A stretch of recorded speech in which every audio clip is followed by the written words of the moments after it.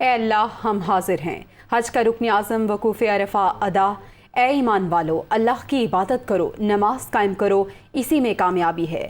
خطبے میں مزید کہا گیا کہ اللہ سب کچھ جانتا ہے جو تم کرتے ہو۔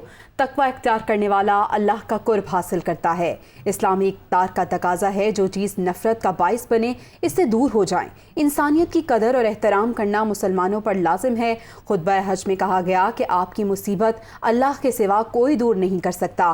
نیکی کرنے میں ہمیشہ جلدی کرو، جو طاقت رکھتا ہے وہ حج کرے۔ حج کا رکن اعظم وقوف عرفہ ادا کر دیا گیا۔ خطبے میں کہا گیا کہ اللہ کی عبادت کرو، نماز قائم کرو، اسی میں کامیابی ہے۔ اللہ سب کچھ جانتا ہے جو تم کرتے ہو۔ تقوی اختیار کرنے والا اللہ کا قرب حاصل کرتا ہے۔ اسلامی اقدار کا تقاضا ہے جو چیز نفرت کا باعث بنے اس سے دور ہو جاؤ۔ انسانیت کی قدر اور احترام کرنا مسلمانوں پر لازم ہے۔ آپ کی مصیبت اللہ کے سوا کوئی دور نہیں کر سکتا۔ نیکی کرنے میں ہمیشہ جلدی کرو، جو طاقت رکھتا ہے وہ حج کرے۔ اللہ تعالیٰ نے رسولوں کو بھیجا تاکہ وہ دین کی تعلیم دے سکیں۔